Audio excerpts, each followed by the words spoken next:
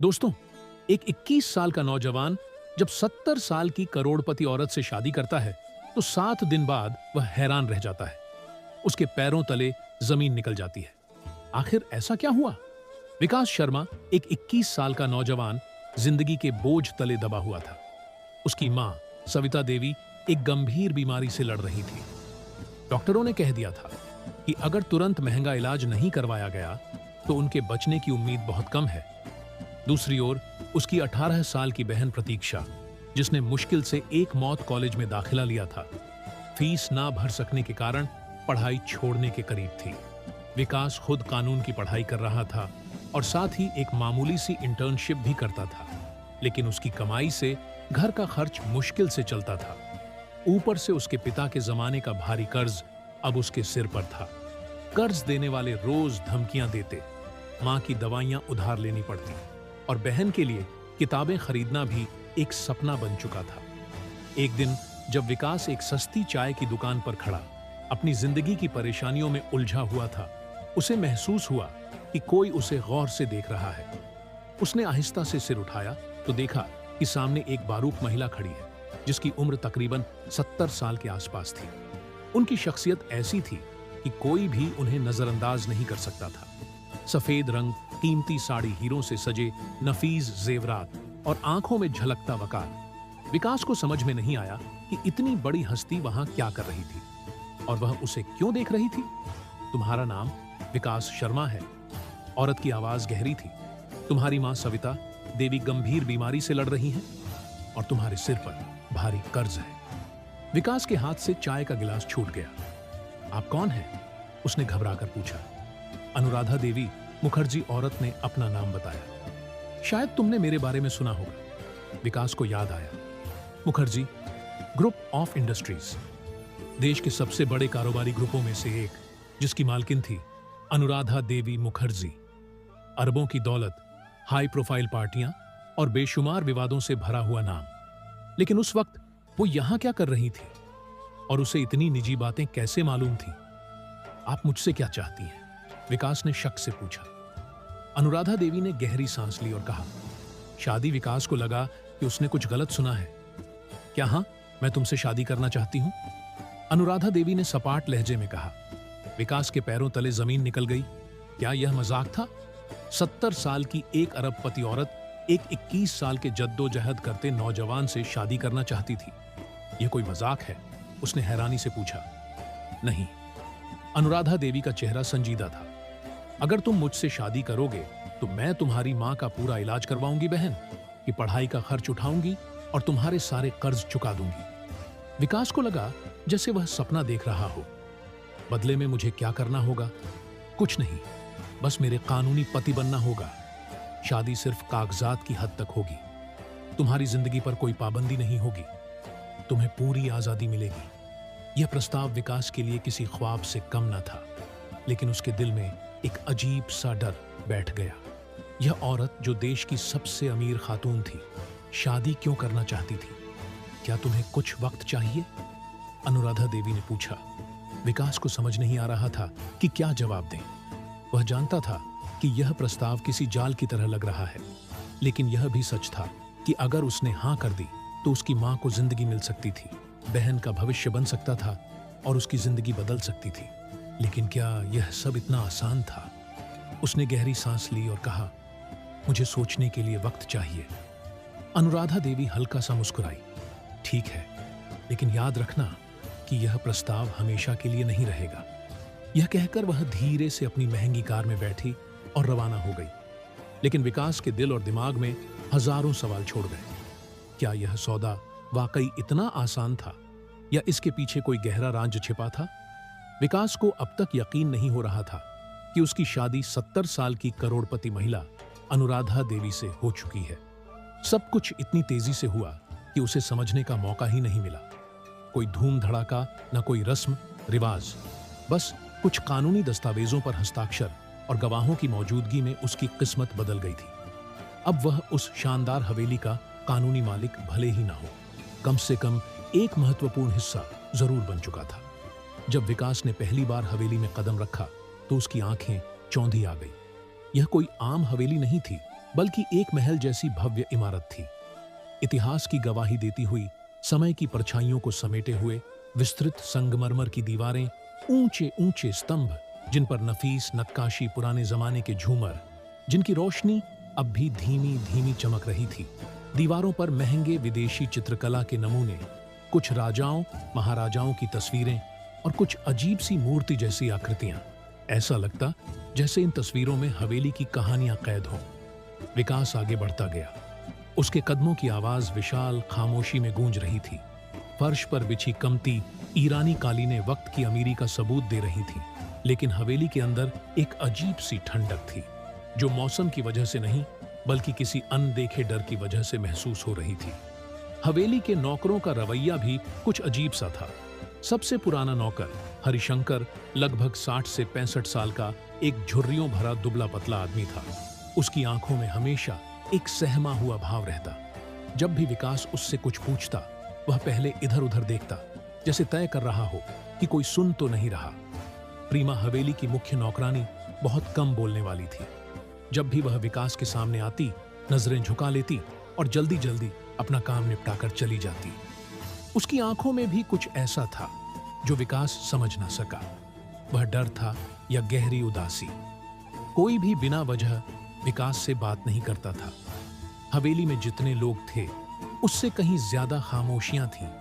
लेकिन सबसे ज्यादा जिसने विकास को परेशान किया, वह था दूसरे मंजिल का एक दरवाजा। हवेली के भीतरी हिस्से में एक चौड़ा संगमरमर का जीना सीधा ऊपर जाता था, लेकिन जब भी विकास ने वहां जाने की कोशिश की, कोई ना कोई नौकर उसे रोक लेता।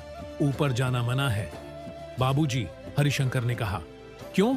विकास ने झुंझुलाकर पूछा। हरिशंकर ने कोई जवाब दिए बिना नजरें झुका ली।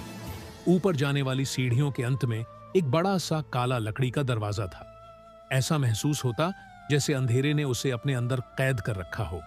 दरवाजे पर एक भारी सा लोहे का ताला लगा था, लेकिन सबसे अजीब बात यह थी कि दरवाजे के ठीक ऊपर एक सीसीटीवी कैमरा लगा था, जो हर वक्त उस दरवाजे पर नजर रखे हुए था।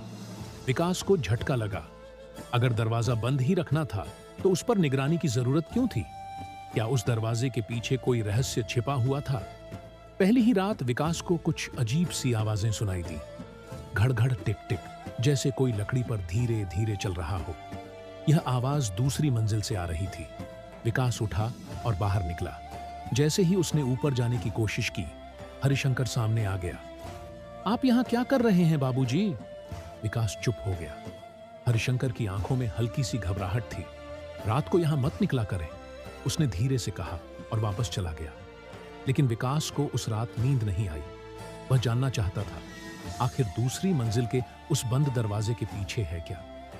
धीरे धीरे उसे पता चला कि यह हवेली पहले राजेश मुखर्जी नाम के एक करोड़पति बिजनेसमैन की थी, जो 15 साल पहले एक रहस्यमय हादसे में मारा गया था। कहा जाता था कि उसकी मौत इसी हवेली के अंदर हुई, लेकिन उसकी लाश आज तक नहीं मिली। सवाल यह था, क्या अनुराधा देवी इस बारे में कुछ जानती थी? क्या राजेश मुखर्जी की मौत सिर्फ एक हादसा थी, या फिर कोई साजिश? दिन गुजरते गए और विकास को महसूस होने लगा कि वह एक ऐसी पहेली में फंस चुका है जिसका हल आसान नहीं। हवेली की दीवारें कुछ छिपा रही थीं, लेकिन सवाल यह था, रात का तीसरा पहर था। हवेली के बड़े झूमर की रोशनी धीमी हो चुकी थी। बाहर तेज हवाएं दीवारों से टकरा रही थीं, जैसे कोई गहरा राज सरगोशी कर रहा हो। अंदर खामोशी थी, लेकिन विकास के दिल में तूफान उठ रहा था। उसे अभी अभी पता चला था कि अनुराधा देवी उससे कुछ बड़ा सच छुपा रही है। वह अब तक नहीं जानता कि वह सच क्या है, लेकिन वह जानता था कि जब वह सामने आएगा तो शायद बहुत देर हो चुकी होगी। विकास ने खुद को संभालने की कोशिश की, लेकिन बेचैनी उसके अंदर तूफान की तरह उठ रही थी। ऐसा महसूस हो रहा था जैसे कोई अनदेखी ताकत उसे पुकार रही हो। हवेली के अंधेरे गलियारे, पुराने लकड़ी के फर्श और वह बंद दरवाजा जिस पर हर समय ताला लगा रहता था और जिसे कभी कोई नहीं खोलता। इस वक्त उसकी जिज्ञासा अनुराधा देवी के दफ्तर तक सीमित थी। जब सब कर्मचारी गहरी नींद में थे, विकास उठा, धीरे से कमरे का दरवाजा खोला और बाहर झांका। चारों तरफ सन्नाटा फैला था। चुपचाप कदमों से वह अनुराधा देवी के निजी दफ्तर की ओर बढ़ा। दफ्तर हवेली के पश्चिमी हिस्से में था। पुरानी लकड़ी की अलमारियां, दीवारों से जुड़ी खड़ी थी। बीच में एक बड़ा सा मेहगनी का मेज रखा था। विकास ने दरवाजा हिलाया। खुला था।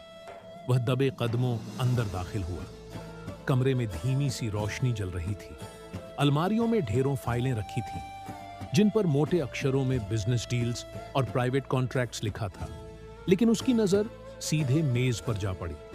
वहां कुछ पुराने कागजात और एक मोटा लिफाफा रखा था। उसका दिल जोर जोर से धड़कने लगा। उसने कांपते हाथों से लिफाफा खोला।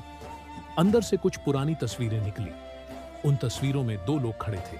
एक उसका पिता देवेंद्र शर्मा और दूसरा राजेश मुखर्जी। विकास की आंखें तस्वीरों पर जम गई। पापा और राजेश मुखर्जी के चेहरे पर एक अजीब घबराहट थी। फिर उसने तस्वीरों के नीचे रखे दो खत देखे। एक में लिखा था, अनुराधा, तुमने मेरी जिंदगी बर्बाद कर दी। तुमने मेरे पैसे हड़प लिए, मेरे कारोबार को तबाह कर दिया। मैं तुम पर भरोसा करता था, लेकिन तुमने मुझे धोखा दिया। तुम्हारी वजह से मेरी बीवी और बेटा मुझसे दूर हो गए। एक दिन तुम्हें तुम्हारे की सजा जरूर मिलेगी। दूसरे खत में लिखा था, अगर कल सुबह मैं जिंदा ना रहूं तो उसका जिम्मेदार कोई और नहीं बल्कि अनुराधा होगी। उसने मुझे मेरी ही कंपनी से निकाल बाहर किया। उसने मेरे सबसे करीबी दोस्त देवेंद्र को मेरे खिलाफ भड़काया और अब मेरे पास कोई रास्ता नहीं बचा। यह आखिरी शब्द पढ़कर विकास का सिर चकरा गया। क्या यह सब सच था? उसने जल्दी जल्दी कागजात पलटने शुरू किए। एक तीसरे कागज में साफ लिखा था कि राजेश मुखर्जी ने आत्महत्या की थी, अपने ही बंगले में नहीं। यह सच नहीं हो सकता। विकास का दिल बैठने लगा। तभी उसे अपने पीछे हल्की सी आहट महसूस हुई। विकास ने धीरे से पीछे देखा। दरवाजे पर अनुराधा देवी खड़ी थी। उनकी आंखों में ना तो गुस्सा था और ना ही घबराहट, बल्कि एक अजीब सा शांति, एक ठंडी सी ठहराव था। तो तुमने आखिरकार सब कुछ देख ही लिया? विकास गुस्से में कांपते हुए बोला। तो यह शादी, यह सब कुछ सिर्फ एक सौदा नहीं था, यह इंतकाम था। अनुराधा देवी हल्का सा मुस्कुराई। बिल्कुल, लेकिन मेरे पिता ने ऐसा कुछ नहीं किया होगा। विकास चीख उठा। अनुराधा देवी ने गहरी सांस ली और धीरे धीरे उसकी तरफ बढ़ी। सच का सामना करना आसान नहीं होता। विकास, तुम्हारे पिता ने मेरे पति की जिंदगी बर्बाद कर दी थी। उन्होंने राजेश को आत्महत्या पर मजबूर किया। झूठ, मेरे पिता कभी ऐसा नहीं कर सकते। विकास चीखा। अनुराधा देवी ने उसकी आंखों में सीधे देखा। जैसे तुम समझते हो कि मैं बेगुनाह नहीं, तो फिर सच क्या है? विकास ने गुस्से से पूछा। राजेश ने आत्महत्या नहीं की थी। विकास, वो आहिस्ते से बोली। उसे मारा गया था। विकास जैसे सन्न होकर रह गया। क्या क्या मतलब? और उसकी मौत की वजह सिर्फ मैं नहीं थी, तुम्हारे पिता भी थे। साक्ष्य कहां है? अनुराधा देवी कुछ पल चुप रही, फिर नरमी से बोली, हवेली की दूसरी मंजिल पर जो दरवाजा बंद है, उसके पीछे जो छिपा है, वो तुम्हें सच्चाई दिखा सकता है। विकास के रोंगटे खड़े हो गए। वो वही दरवाजा था जिस पर हमेशा कैमरे की निगरानी रहती थी। क्या उसके पीछे वह सच छिपा था जो सब कुछ बदल सकता था? अब वह सिर्फ एक मोहरा नहीं था। अनुराधा देवी का अतीत, हवेली के राज और अपने पिता का साया, सब कुछ उसके सामने खड़ा था। यह सिर्फ शादी का बहाना नहीं था, यह एक गहरी साजिश थी। लालच, इंतकाम और सच्चाई की एक लड़ाई, जिसका अंजाम अब वह खुद तय करना चाहता था, लेकिन वह अकेला कुछ नहीं कर सकता था। इसलिए उसने अपने सबसे करीबी दोस्त अर्जुन वर्मा से मदद मांगी। अर्जुन एक अनुभवी पत्रकार था। साक्ष्य चाहिए, अर्जुन ने गंभीरता से कहा, और वह साक्ष्य सिर्फ हवेली के राजों में छिपे होंगे। ऐसे साक्ष्य जो सिर्फ कहानी नहीं हो, बल्कि कानूनी कार्यवाही की नींव भी बन सके। विकास और अर्जुन ने मिलकर जांच शुरू की। अनुराधा देवी के व्यापारिक रिकॉर्ड्स, बैंक लेन देन, कानूनी दस्तावेज और हवेली के पुराने कर्मचारियों से संपर्क किया। जल्द ही उन्हें अंदाजा हुआ कि अनुराधा देवी सिर्फ बदला लेने वाली औरत नहीं थी, वह एक आपराधिक साम्राज्य की मालिक थी, जिनके काले धंधे देश के कई हिस्सों में फैले हुए थे। बैंक लेन देन में करोड़ों की संदिग्ध रकम, अज्ञात खाते और 2 पुराने कर्मचारी अचानक लापता हो गए थे। लेकिन सबसे बड़ा खुलासा उस समय हुआ जब विकास को दूसरी मंजिल के एक पुराने बंद कमरे की चाबी मिल गई। रात के अंधेरे में विकास ने वह दरवाजा खोला। अंदर एक गुप्त अध्ययन कक्ष था। उसमें पुरानी फाइलें, तस्वीरें, वीडियो रिकॉर्डिंग्स और अखबार के टुकड़े रखे थे। दीवारों पर लगी खबरें राजेश मुखर्जी की रहस्यमयी मौत की ओर इशारा कर रही थी, लेकिन एक फाइल ने विकास को हिलाकर रख दिया। उस फाइल में देवेंद्र शर्मा का नाम था। मेरे पिता। विकास के हाथ कांपने लगे। फाइल के मुताबिक राजेश मुखर्जी और देवेंद्र शर्मा एक गुप्त जमीन परियोजना पर काम कर रहे थे। जब देवेंद्र ने भ्रष्टाचार में शामिल होने से इनकार किया तो वह एक रहस्यमयी हादसे में मारे गए। विकास के दिल में आग भड़क उठी। यह सिर्फ इंतकाम की कहानी नहीं थी, यह उसके पिता की इज्जत, उनके कातिलों को बेनकाब करने की जंग थी। अब समय आ चुका था। विकास और अर्जुन ने सभी साक्ष्य इकट्ठा किए और सीधे पुलिस कमिश्नर के पास पहुंचे। कमिश्नर ने शुरू में संकोच दिखाया, मगर जब गुप्त कमरे की फाइलें और वीडियो देखे तो मामला साफ हो गया। अगले ही दिन हवेली पर छापा मारा गया। अनुराधा देवी को गिरफ्तार कर लिया गया। जब उन्हें हथकड़ी लगाई गई तो वह जहरीली मुस्कान के साथ बोली, तुम समझते हो तुम मुझे हरा सकते हो। उनकी आंखों में अब भी नफरत जल रही थी। तुम्हारी नफरत ने तुम्हें खुद बर्बाद कर दिया, विकास ने कहा। उनका सारा काला धन और गैरकानूनी साम्राज्य तबाह हो चुका था। हवेली नीलाम कर दी गई। सारी संपत्ति सरकार ने जब्त कर ली। जब अधिकारियों ने विकास से पूछा कि क्या वह हवेली लेना चाहेगा, तो उसने इनकार कर दिया। नहीं, यह हवेली सिर्फ अतीत के जख्मों की याद दिलाती है। मैं अपनी पहचान खुद बनाऊंगा। बिना किसी साए के कुछ साल बाद विकास ने अपनी इंजीनियरिंग की पढ़ाई पूरी की और एक तकनीकी कंपनी शुरू की। इसी दौरान उसकी शादी डॉ परिणीति साहू से हुई। ऐसी महिला जो भी विकास की तरह मुसीबतों से लड़कर आगे बढ़ने में विश्वास रखती थी। उनके बेटे आदित्य के जन्म पर विकास ने एक नया वादा किया, मैं अपने बेटे को वह जिंदगी दूंगा जो मुझसे छीन ली गई थी। अब वह सिर्फ देवेंद्र शर्मा का बेटा या अनुराधा देवी का पति नहीं था, वह अपनी अलग पहचान बना चुका था। अतीत की काली परछाइयां कभी कभी अब भी उसके सपनों में आती थीं, लेकिन अब वह नहीं डरता था, क्योंकि वह जान चुका था इंसाफ की लड़ाई सिर्फ एक बार नहीं बल्कि बार बार लड़ी जाती।